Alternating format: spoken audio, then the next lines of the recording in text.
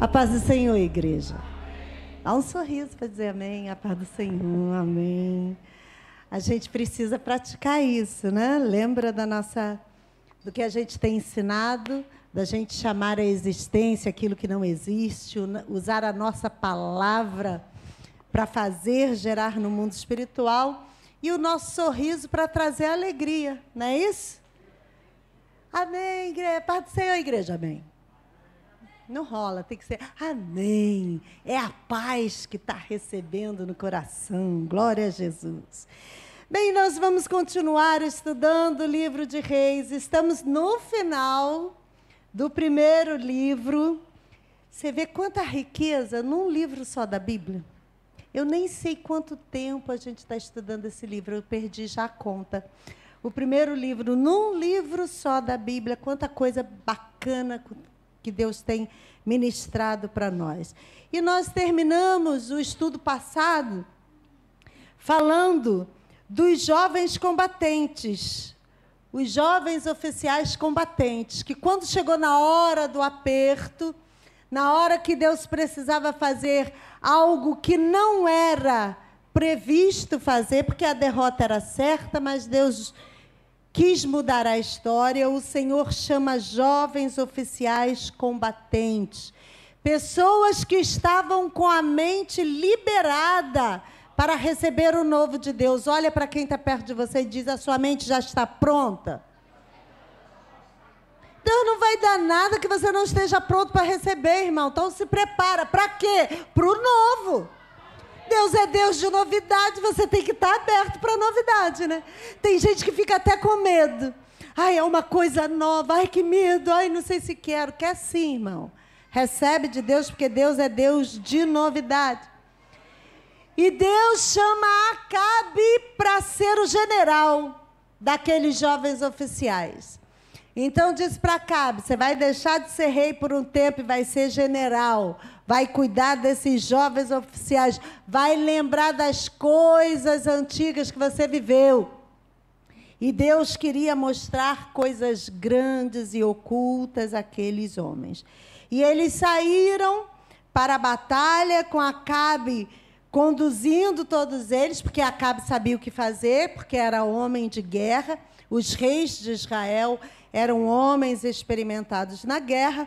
E 232 jovens oficiais combatentes lideraram 7.000 homens preparados e dispostos para a guerra. Lembra dos 7.000 que ficaram guardados? Então, foram para a guerra. E nós vimos que aquele dia foi um dia diferente, foi um dia abençoado, foi um dia que Deus surpreendeu o povo de Israel. Você gosta de ser surpreendido? Tem gente que diz: eu não gosto de surpresa. Mas surpresa é legal. A gente precisa deixar, porque tem medo da adrenalina, do coração acelerado. Deixa Deus surpreender você. Abra sua Bíblia no primeiro livro dos Reis, capítulo 20, nós vamos começar daí. Capítulo 20. Vamos ler a partir do versículo 16. Pergunta para o teu irmão assim: cadê Elias? Cadê Elias, irmãos? Hã? A gente está falando das guerras. Elias está em algum lugar que daqui a pouquinho Elias vai aparecer de novo. Vamos ler dos versículos 16 até o 21. E saíram ao meio-dia, diga meio-dia. Ben-Hadad estava bebendo e embriagando-se nas tendas. Ele e os reis, os 32 reis que o ajudavam. E os moços dos príncipes das províncias saíram primeiro. Ben-Hadad enviou a alguns que lhe deram avisos, dizendo: saíram de Samaria uns homens. E ele disse: ainda que para a paz saíssem, tomai-os vivos. E ainda que a peleja saíssem, vivos os tomai. Saíram, pois, da cidade os moços dos príncipes das províncias e o exército que os seguia. E eles feriram cada um o seu homem, e os sírios fugiram, e Israel os perseguiu. Porém, Ben-Hadad, rei da Síria, escapou a cavalo com alguns cavaleiros. E saiu o rei de Israel, e feriu os cavalos e os carros, e feriu os sírios com grande estrago. Saíram ao meio-dia. O calor estava no máximo. Eles estavam se preparando para um ataque surpresa. E os líderes sírios estavam embriagados. Normalmente, meio-dia, irmãos, no Oriente Médio, é tenso, é muito calor. E nessa hora, as pessoas ficam recolhidas por causa do clima excessivamente quente. E Ben-Hadad estava com os oficiais, com outros homens ilustres nas suas tendas, fazendo o quê? Bebendo. Tem gente que dá desculpa do tempo, né? Para fazer o que é errado. Tem gente que dá desculpa do clima, do tempo que se tem de trabalho, seja qual for a desculpa. Desculpa nem sempre é mentira, mas é desculpa. E só dá desculpa quem não está disposto a agir corretamente. Então, avisaram a Ben-Hadad, saíram de lá de Samaria, estão vindo para cá. Ben-Hadad falou assim, olha, se eles vieram para negociar a paz, quero que prenda todo mundo vivo. Se eles vieram para a briga, também vamos prender todo mundo vivo. Por quê? A gente prover uma tortura para esse pessoal e a gente vai descobrir tudo o que a gente quiser. Só que no versículo 19 e 20, observa aí, diz que os moços da província seguiram e cada um feriu o seu homem. Então, ele assegura que cada homem de Israel obteve sucesso naquela empreitada e, pelo menos, cada um matou um soldado sírio. Fez uma vítima. A batalha foi rápida. Você lembra que eu disse que o exército sírio era muito maior do que o de Israel? E que Acabe tinha resolvido se render? Disse assim, não, tudo bem, não vou lutar não, me rendo, eu, a nação, você rei vassalo. Não tem importância, mas a gente não consegue enfrentar esse exército. Mas aqui, quando Deus decidiu assumir a estratégia, eles entraram para a guerra, foi uma guerra fácil, uma guerra rápida, porque era Deus que estava na frente. Aí eu lembro da gente, né? Quantas vezes a gente acha que está numa guerra que a gente não vai ganhar? E parece mesmo que não dá para ganhar. E às vezes, irmãos, a gente olha e diz, não dá mesmo. E o outro confirma. Mas quando Deus entra na frente, aí, irmão, não tem jeito. O diabo cai. O exército inimigo é destruído. Por quê? Porque a gente é bonzinho? Não, porque Deus assumiu a direção. Alguns autores judeus vão dizer que houve, depois que Israel ganhou, eles saquearam o exército sírio, o acampamento, pegaram as coisas, os instrumentos de guerra, porque era comum nas batalhas, apesar disso não estar explicitado aqui, era comum nas batalhas o exército levar o despojo.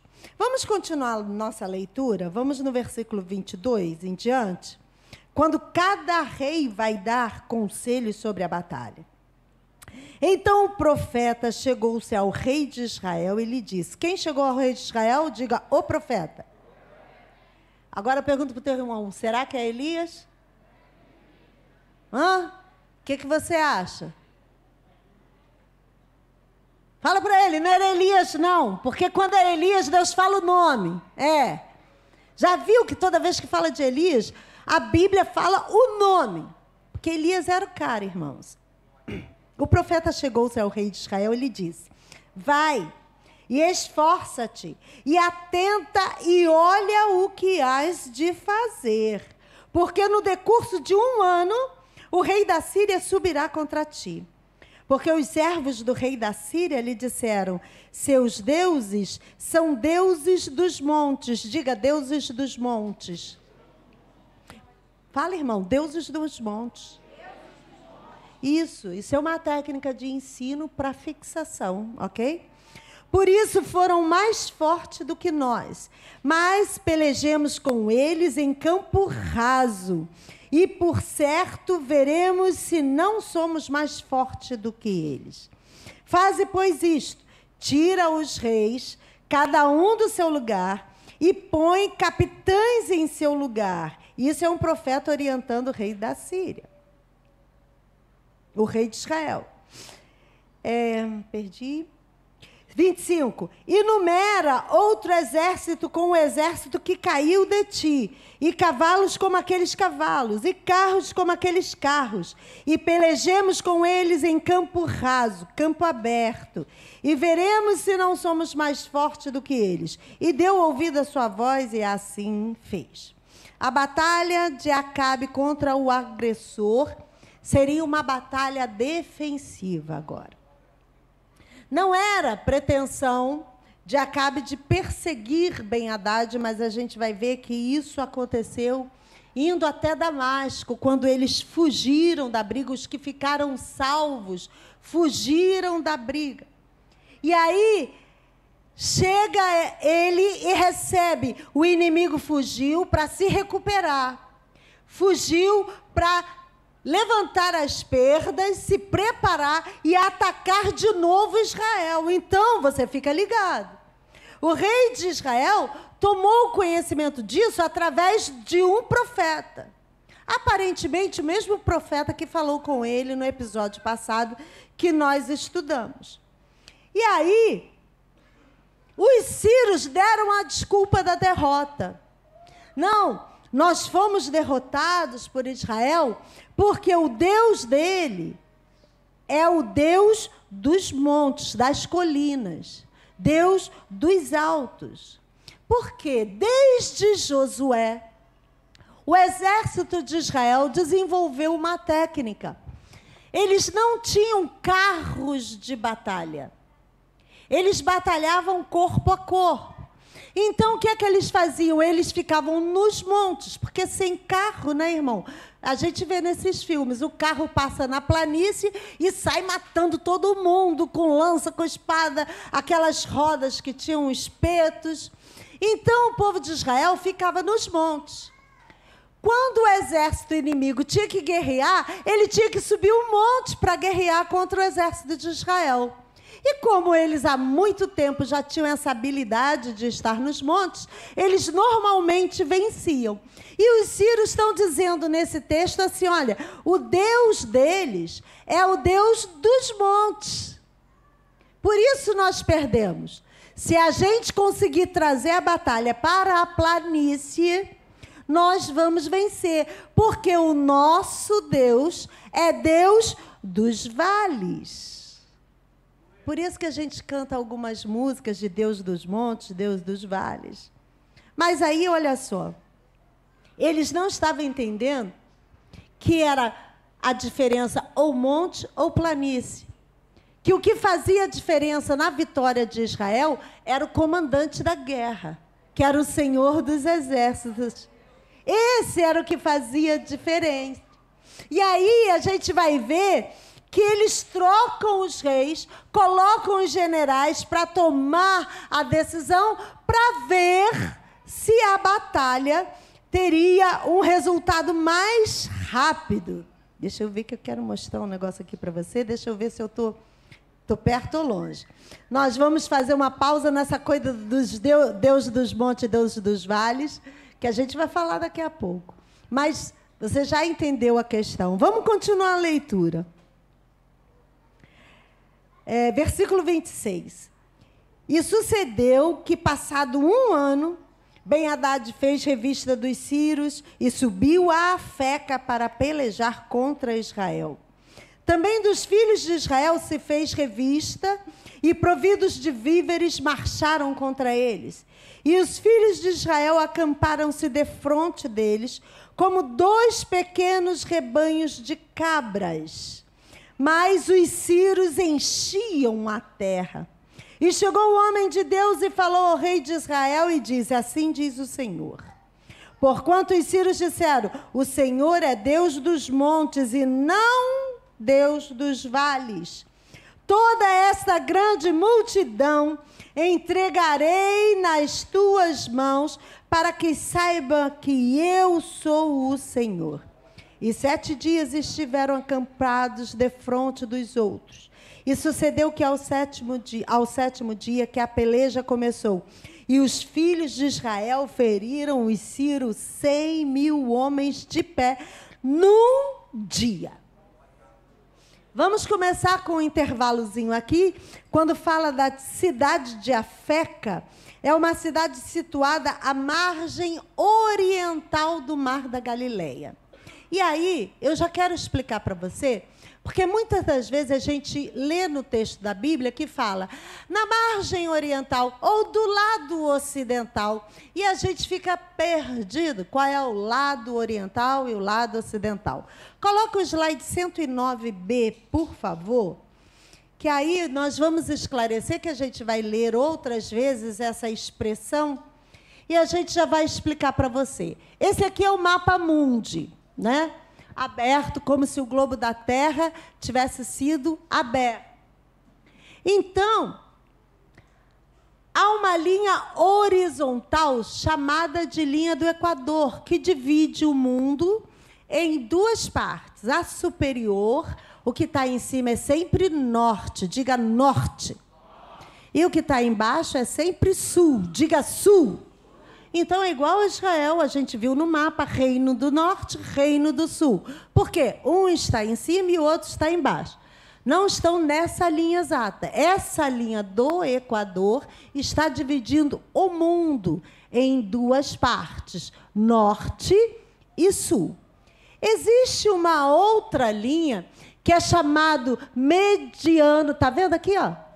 Meridiano de Greenwich, que divide o mundo na vertical, também em 2.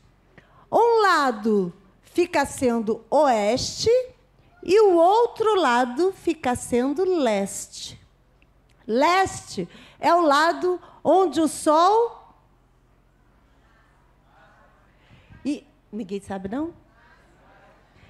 E o oeste...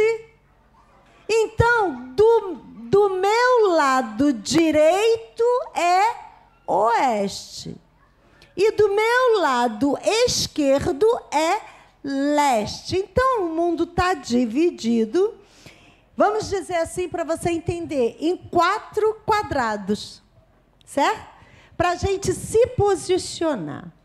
Então, quando ele fala assim, do lado oeste de Israel, a gente vai entender um pouquinho mais aí. Coloca o 109, por favor. Esse mapa, ele vai mostrar a parte ocidental do mundo e a parte oriental. É uma questão histórica, cultural, que fala que do lado ocidental está a Europa e os povos conquistados pela Europa. Você veja que aquela linha meridional, Greenwich, ela é retinha na divisão do mundo, mas na parte cultural ela não é tão retinha. Então ela vai separar a Europa, que é aquela parte amarela lá em cima, e os povos conquistados. Nós somos povo conquistado, né? Então, nós temos aqui as Américas, todas desse lado, e nós somos o Ocidente. Olha para o teu irmão e diz assim, você mora no Ocidente. Sabia disso? Então, quando diz assim, os povos ocidentais, você levanta a mão. Eu. Agora, do lado de lá, do Oriente, está a Ásia, o Oriente Médio, parte da África e a Oceania. Aqui, nesse bolo todo, nós temos Israel, tão pequenininho, que está perto do Ídio Oriente, lá em cima, ó, que você nem consegue ver. Coloca agora o slide 110. Aqui está Israel, aquele pontinho que você não conseguia ver naquele outro mapa. Quando vai falar o texto, fala para nós que ele partiu para Areca, a Feca, do lado... Onde está o... Não, onde está que ele fala do lado da margem oriental do Mar da Galileia. Então, é fácil a gente reconhecer o mapa de Israel, porque tem o Mar Morto, aqui na parte sul, e o Mar da Galileia, aquele laguinho lá em cima, na parte norte. Quando ele diz que é do lado oriental do Mar da Galileia, então é do lado esquerdo, é do lado para lá. Direito de vocês, esquerdo meu. Ó, o lado do Oriente, esse é o lado do Ocidente. O lado do Oriente. Então, a cidade ficava do outro lado do Mar da Galileia. O que hoje, irmãos, é a Síria. Está vendo lá em cima? A Síria está logo ali naquela fronteira, perto. Ela tem uma parte das colinas de Golã que ficam ali. Mas, na época, tudo isso aí era Israel. E que foi perdendo o território. Aí a história contemporânea, a gente um dia, quem sabe, ministra o estudo da história da igreja e traz a igreja desde a época dos apóstolos até os dias de hoje. Mas isso é matéria de faculdade, né? Então, ele diz que eles foram e tomaram posição nessa planície e que pareciam dois pequenos rebanhos de cabra. O que ele está dizendo? Israel, o exército era desse tamanhozinho, diante do exército sírio que tomava toda a planície. E aí o homem de Deus de novo se apresenta com a promessa de vitória. Por quê? Porque Deus tinha decidido dar vitória. Acabe merecia? Não. O povo de Israel merecia porque estava separado, afastado do Senhor? Não. Mas o nosso Deus é um Deus de misericórdia. E o Senhor nos ama não pelo que nós somos ou fazemos. O Senhor nos ama porque somos suas criaturas e Ele quer nos salvar. E Ele havia decidido que iria salvar aquele povo. Só que o povo sírio estava muito confiante. Fora o tamanho do exército, agora eles estavam numa planície. E aí, deixa quieto, que na planície é o nosso Deus, pensam os sírios. Porque o nosso Deus é Deus de planícies. E o deles, de Israel, é o Deus dos montes.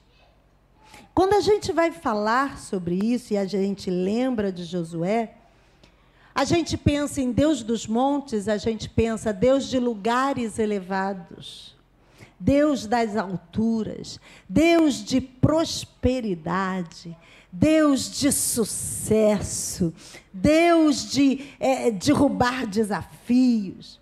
E quando a gente pensa em Deus dos vales, a gente pensa em Deus das profundezas, em Deus do momento de depressão, em Deus dos momentos de provação, porque aí quando alguém chega e diz para você como vai a sua vida, ah, estou no vale. É ou não é, irmã? Já ouviu alguém falar que está no vale? Quando alguém disser que está no vale, você diz assim, dá glória a Deus, porque o nosso Deus é Deus de vale também. Deus queria mostrar para aquele povo que ele era tanto Deus das alturas quanto Deus das planícies. E disse: vocês estão achando que venceram só porque eles estavam nos montes? Não, agora vão lutar na planície. E o povo vai saber que não é nem altura nem profundidade. É Deus na frente. Glória a Jesus. E aí os sírios, irmãos, caíram em batalha. Aquele exército de multidões contra pequenos rebanhos de cabra. Caíram na batalha, caíram em desgraça. E os que sobraram vivos fugiram. Tem inimigo seu que fugiu? Ainda está no teu encalço? Tem importância não, irmão, que a gente vai ver que eles fugiram do campo de batalha e morreram por causa de um muro que desabou em cima deles. Quando Jesus decide dar vitória, não tem jeito. Eles fugiram de espada e o muro matou o resto que fugiu. Quer ver? Lê comigo aqui, ó. A gente vai ler a partir do 30. E os restantes fugiram para Afeca, a cidade, e caiu o muro sobre 27.000 homens que restaram. Ben-Hadad, porém, fugiu e veio à cidade andando de câmara em câmara. Então lhe disseram os seus servos: eis que já temos ouvido que os reis da casa de Israel são reis clementes. Ponhamos, pois, panos de saco aos lombos e cordas às cabeças, e saiamos ao rei de Israel. Pode ser que guarde em vida a tua alma.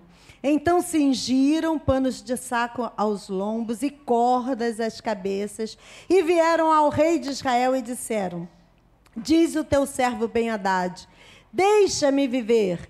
E disse ele: pois ainda vive? É meu irmão.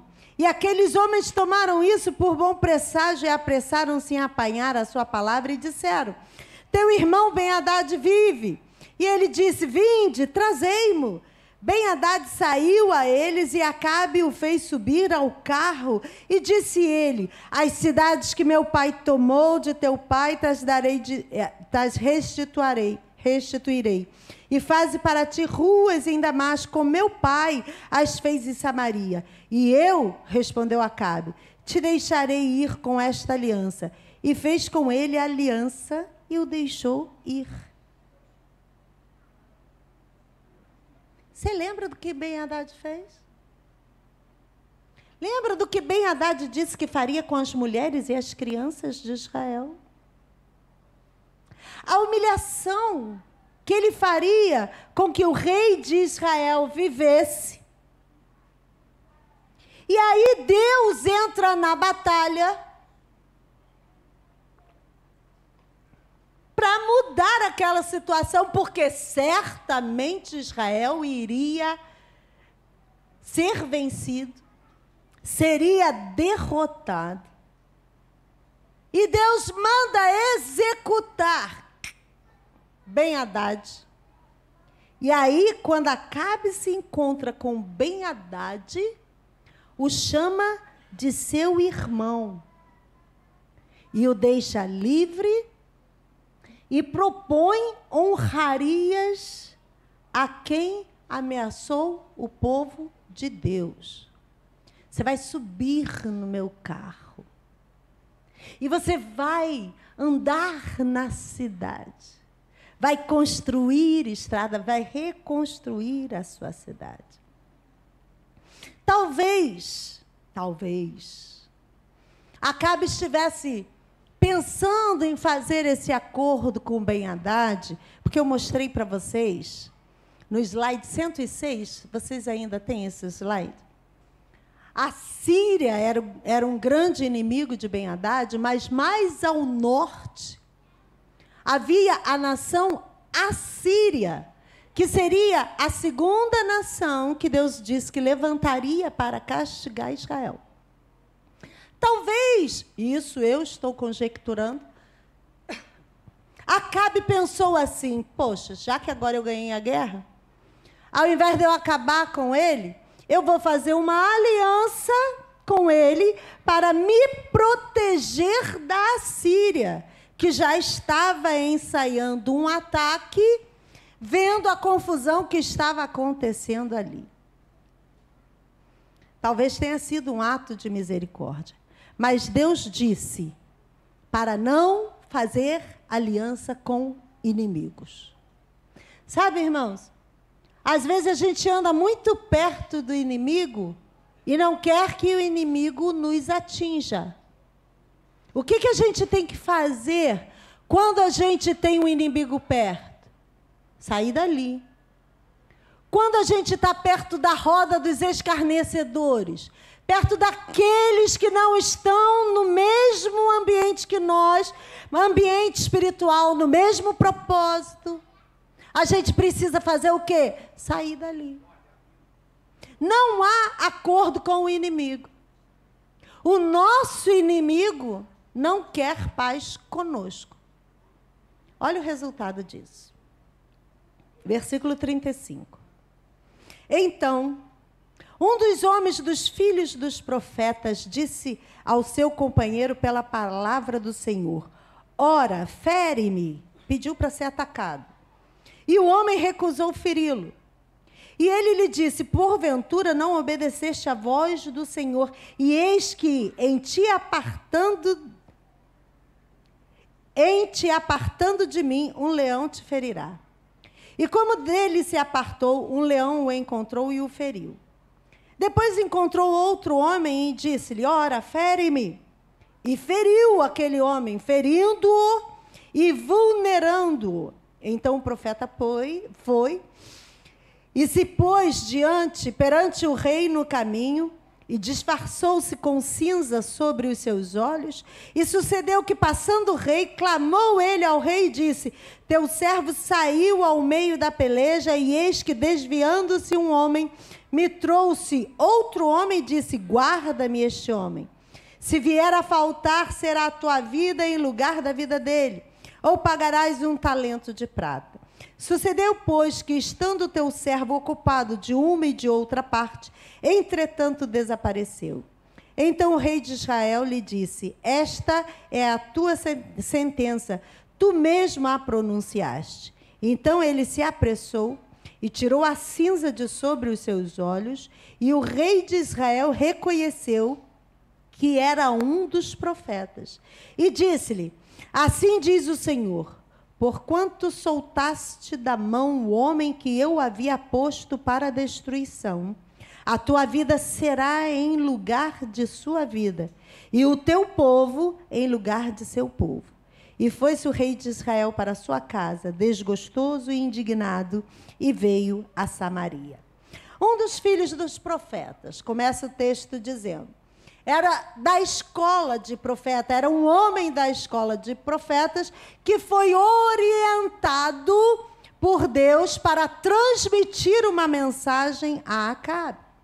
Então, a atividade profética, irmãos, depois da disputa lá no Carmelo, ela se fortaleceu. Porque a escola de profeta estava ativa. E um dos profetas recebeu a orientação de Deus para ir falar com Acabe. Outro profeta estava ali, já tivemos 2 profetas falando. Outro profeta estava ali porque ele estava cheio de Deus e teve ousadia de se aproximar de Acabe. Porque Acabe e Jezabel, eles não esqueceram da promessa. Nós vamos exterminar todos os profetas de Deus. E aquele profeta anônimo pronunciou o castigo a Acabe.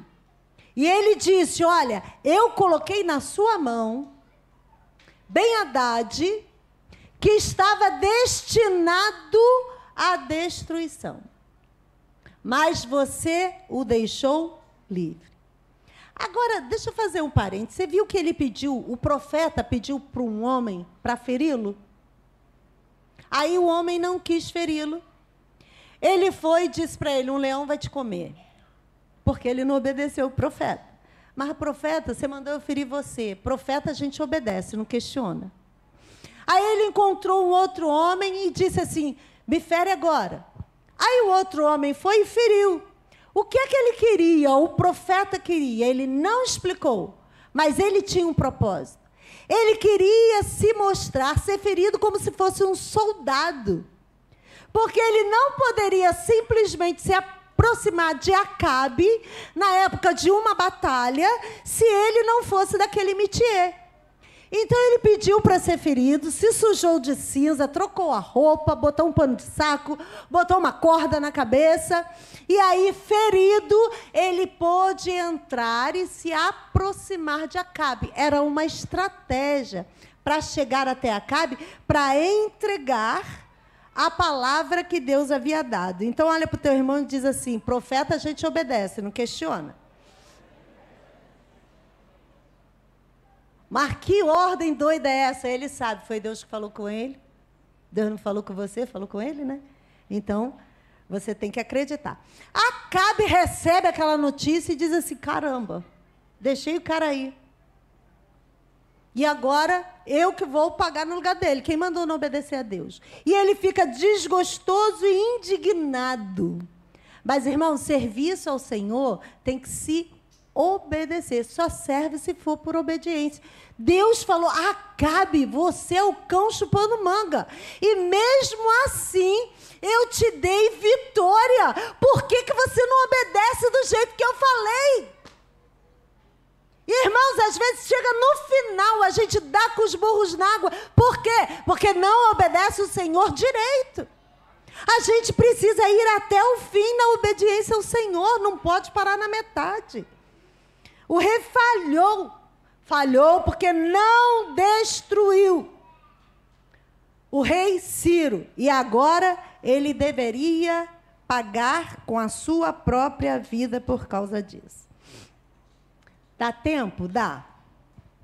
Agora vamos entrar no slide 111, que vai falar do plano maligno de Jezabel.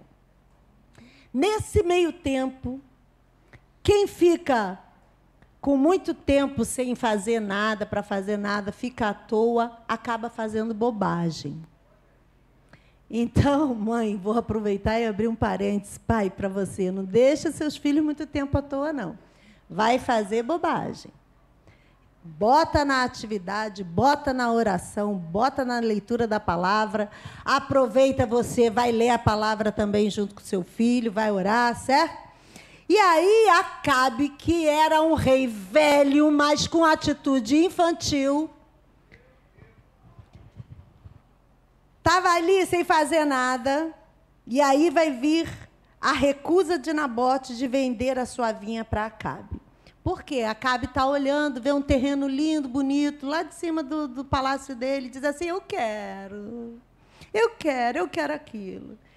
Depois, Jezabel monta um plano para Acabe ganhar aquilo que ele ficou fazendo beicinho, dizendo que queria. E depois a gente vai ver a questão do castigo de Deus contra esses atos malignos. Bem, vamos lá. A primeira parte é essa de Nabote, que tem a sua vinha, está trabalhando para a sua família, um homem de prosperidade, uma riqueza razoável, porque ele tinha um bom terreno. E já havia algum tempo, os estudiosos dizem que aí já havia um tempo de calma de 3 anos, né, depois dessa guerra. E eles estavam ali tranquilos, cuidando da sua fazenda. Capítulo 21, o penúltimo capítulo do primeiro livro de Reis. E sucedeu, depois dessas coisas, tendo Nabote, o jezreelita, uma vinha que em Jezreel estava junto ao palácio de Acabe, rei de Samaria, que Acabe falou a Nabote, dizendo: dá-me a tua vinha, para que me sirva de horta, pois está vizinha ao pé da minha casa. E te darei por ela outra vinha melhor do que ela. Ou, se bem parecer aos teus olhos, dar-te-ei a sua valia em dinheiro. Porém, Nabote disse a Acabe: guarda-me o Senhor de que eu te dê a herança de meus pais. Então veio Acabe desgostoso e indignado à sua casa por causa da palavra que Nabote, o jezreelita, lhe falara, dizendo: não te darei a herança de meus pais. E deitou-se na sua cama, e voltou o rosto, e não comeu pão. Agora estamos lá no Monte Gilboa, na região oriental do vale, que tem o mesmo nome, o Vale de Gilboa, e Acabe está na sua casa de verão, num palácio muito grande, numa fazenda muito grande, e ele vê a vinha de Nabote, e ele quer a vinha de Nabote. E Nabote se sentiu no direito de recusar. Ah, mas ele era o rei, sabia que Acabe era ruim já. Por que não vendeu logo a vinha para ele, ou não pegou outra vinha no lugar? Não foi isso que você pensou? Se não pensou, devia ter pensado. Por que ele foi criar encrenca logo com quem? Com Acabe.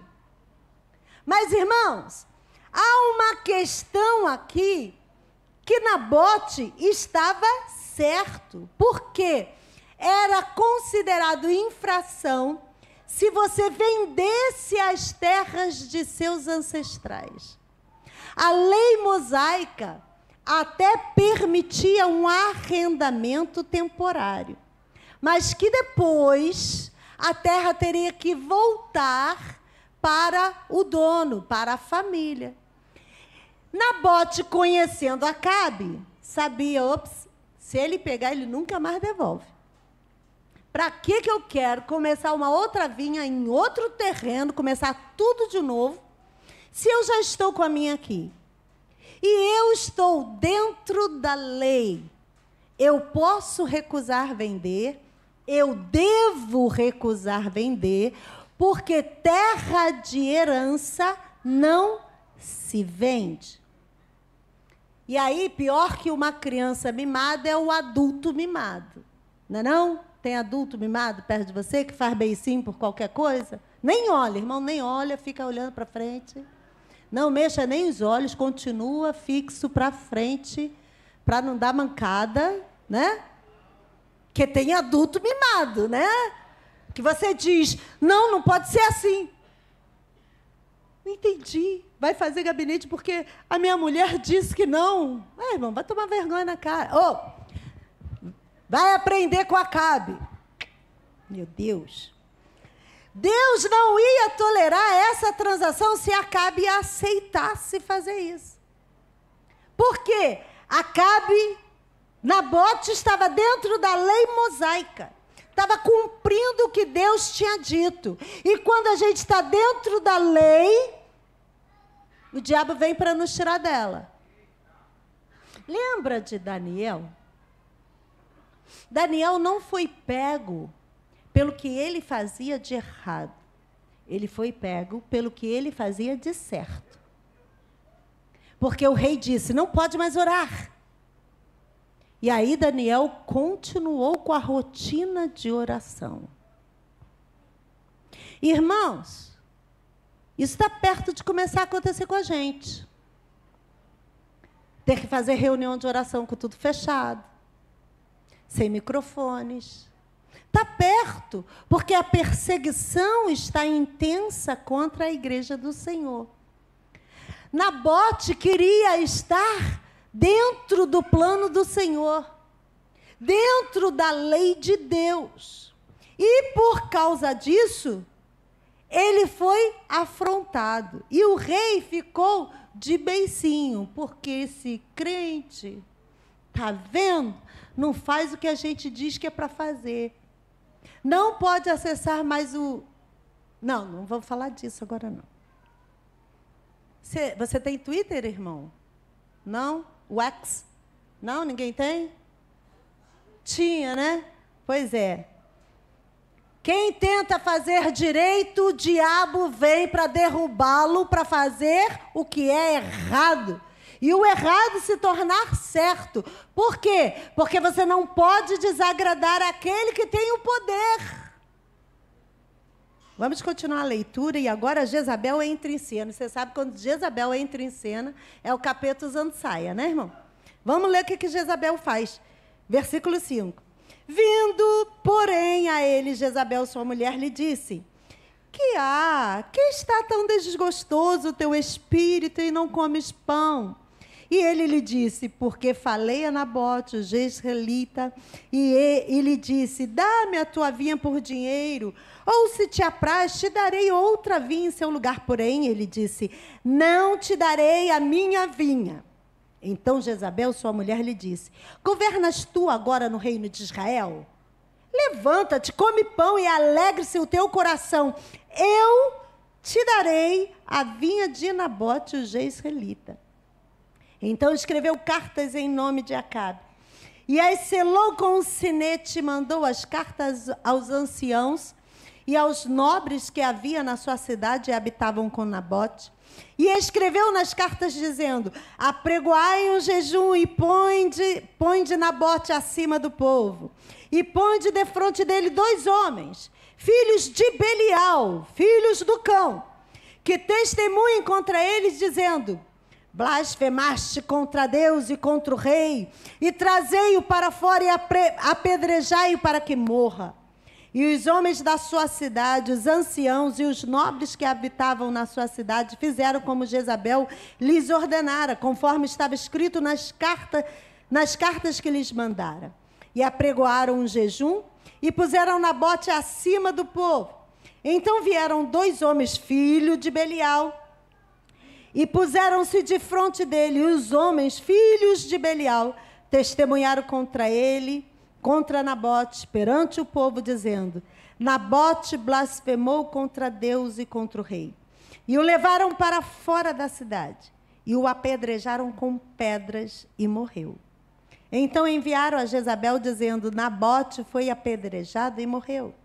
E sucedeu que, ouvindo Jezabel que já fora apedrejado Nabote e morrera, disse Jezabel a Acabe: levanta-te e possui a vinha de Nabote, o jezreelita, a qual ele te recusou dar por dinheiro, porque Nabote não vive, mas é morto. E sucedeu que, ouvindo Acabe que Nabote era morto, Acabe se levantou para descer para a vinha de Nabote, o jezreelita, para a possuir. Jezabel monta um plano. E aí pergunta para Acabe: você é ou não é o rei de Israel? Quem manda aqui é você ou não? Você tem poder ou não? E ela disse: eu vou te dar a vinha de Nabote. Porque ela tinha o poder ilimitado. E nada satisfaria aquela mulher que não fosse o cumprimento de suas próprias ordens. E crime só é crime se for praticado por alguém que não tem grande envergadura. Porque quem é muito importante não pratica crime, porque comete erros, porque não pode ser punido. Irmão, você está vendo que a história só se repete? Então, quem é grande demais para ser punido, não é possível. Por quê? Porque ele não é... Pode falar? Não, criminoso é melhor. Ele não é criminoso, então ele não pode ser punido. Jezabel diz: eu vou te dar a vinha de Nabote, não importa o que aconteça, mas eu vou te dar. Ela não tinha questão com moralidade, nem a dela, nem a moralidade da lei mosaica, nem nada. O poder é direito.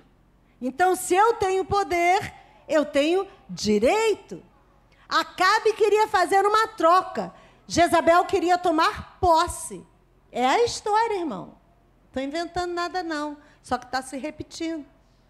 E aí, Jezabel envia cartas. O texto vai dizer que ela coloca o sinete, o selo do rei nas cartas, como se o rei tivesse escrito essas cartas. E propõe que se faça um jejum. O jejum era feito para uma questão nacional, de âmbito nacional. E colocar Nabote na frente de todo o povo, como se fosse elogiá-lo, por causa de sua forma de agir, um homem honrado. E todo o público, todo o povo iria, porque Nabote era um homem honrado. E quando chegasse naquela cerimônia, que seria para honrá-lo, colocaria diante daquele povo 2 filhos de Belial, 2 filhos do inferno, e colocaria diante deles, e eles iriam acusar Nabote de blasfêmia, de falar contra Deus e contra o rei. E quando se colocava 2 testemunhas, o fato era coberto de legalidade, assumia um aspecto legal. E aí, deixa eu pular essa parte aqui, que já está acabando o nosso tempo. Eles se colocam ali, acusam, e o povo de Israel apedreja Nabote fora da cidade. Olha a hipocrisia. Porque dentro da cidade, se matasse Nabote, eles iriam contaminar a cidade, porque o morto não podia, o sangue do morto não podia correr dentro da cidade. Então, cerimonialmente, a cidade ficaria impura. E aí, levaram Nabote para fora da cidade, apedrejaram e Nabote morreu. Sabe, irmãos, desde o início desse estudo, eu tenho falado que essa história bíblica é uma história de repetição nos tempos atuais. Aquele que tem ouvidos, ouça o que o Espírito diz à igreja e se prepare para os falsos crentes, para os falsos seguidores de Deus, que se revestem cerimonialmente de algo que seria puro, praticam as leis para se manter dentro da regularidade religiosa. E aí a gente vai ver mais tarde, em outro texto, não vai acontecer aqui, que toda a família de Nabote foi morta por causa do capricho de um homem que se dizia rei do povo de Israel. O inimigo não quer só destruir você. O inimigo tem interesse na sua casa, na sua família. E se é você quem está ouvindo essa palavra, é você que precisa se levantar e intervir nessa questão. Proteger a sua família com o seu clamor, com o seu joelho dobrado, com jejum e oração. Porque quando o inimigo acha uma brecha, ele não bate e pede licença, ele invade e destrói. E sabe o que aconteceu com Acabe, que estava todo amoadinho? Se levantou, se alimentou, ficou feliz da vida e foi tomar posse da terra de Nabote. Ninguém está preocupado se você está bem ou mal. O inimigo está preocupado em festejar em cima da sua derrota, em cima da destruição da sua família. E aí eu quero convidar você a fechar seus olhos agora. Porque a continuação desse texto vai falar que atos malignos são castigados. Pai, em nome de Jesus, nós vivemos dias de apostasia e temos aprendido na sua palavra que o inimigo se levanta contra nós, contra o povo de Deus, para destruir, para massacrar, para aniquilar. Porque homens maus querem ser agradados, querem ser venerados, querem ser respeitados, querem exercer integralmente o poder sem limite. mas nós declaramos nessa noite que o poder único, verdadeiro, está com o Senhor. O Senhor é que está à nossa frente, é que está guerreando as nossas guerras, quem está montando as estratégias de vitória. E nós queremos pedir, Senhor, que o Senhor realmente esteja conosco, caminhando à nossa frente. A cada passo que dermos, Senhor, que seja debaixo de sua orientação, porque o mundo está se levantando contra a igreja do Senhor, o sistema está se levantando contra a igreja do Senhor, mas maior é o que está em nós do que aquele que está no mundo. Sabemos, ó Deus, que a nossa própria vida perde o valor diante dessa batalha. Mas nós sabemos, ó Deus, que se tivermos que enfrentar a morte, nós temos uma vida ainda muito melhor, uma vida eterna e permanente.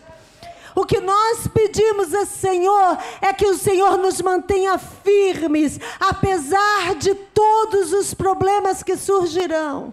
O Senhor não nos deixe afastar da Tua presença. Que estejamos sempre com ouvidos abertos para ouvir os profetas que o Senhor levantará para nos orientar, para entender a sua palavra, para sabermos nos posicionar, Senhor.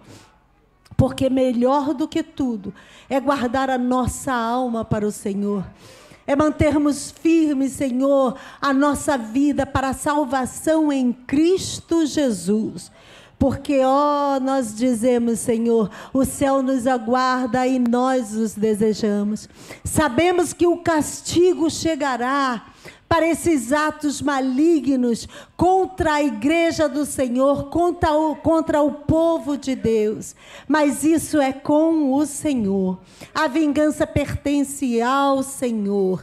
Nós só podemos louvar e agradecer ao Senhor pelo seu cuidado, pelo zelo para com a tua igreja. E nós queremos dizer, ora vem, Senhor Jesus. Sabemos que os dias estão corridos e próximo está o dia da nossa redenção. Então nosso coração anseia e jubila quando pensamos que iremos encontrar com o Senhor brevemente. Então, Senhor, eu digo nesta noite, ora vem. Apressa-te, Senhor, para que não haja aqueles que se percam, que pereçam diante das atrocidades do mundo. Senhor, aproveito que neste momento me lembro de homens e mulheres que estão morrendo em campos de batalha, por causa do ego, ó Deus, de homens que querem o poder. Homens, ó Deus, que estão colocando a vida de outras pessoas em risco. Nós pedimos, Senhor, olhe para esses pequenos, para esses humildes, que estão, ó Deus, em campo de batalha, estão perdendo suas vidas, suas famílias, Senhor. Que eles possam estar sendo protegidos e guardados pelo Senhor. Que eles possam ver a luz do Evangelho da salvação. Que eles possam saber que Jesus Cristo deu a sua vida em favor da vida deles. E que possam aceitar ao Senhor Jesus como seu Salvador.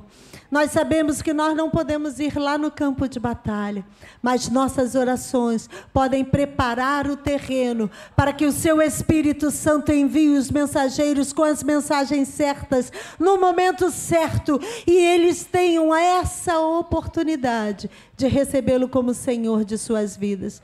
Nós oramos e agradecemos por tudo, em nome de Jesus. Amém. Amém. Glória a Deus. Obrigado. Você pode aplaudir o Senhor. Obrigada pela sua presença. Então, logo esse vídeo seja postado, você vai lá, curte esse vídeo, comente, coloque uma frase do que você aprendeu aqui e compartilhe nas suas redes sociais. Nós precisamos ter pressa de falar de salvação para esse mundo. Amém.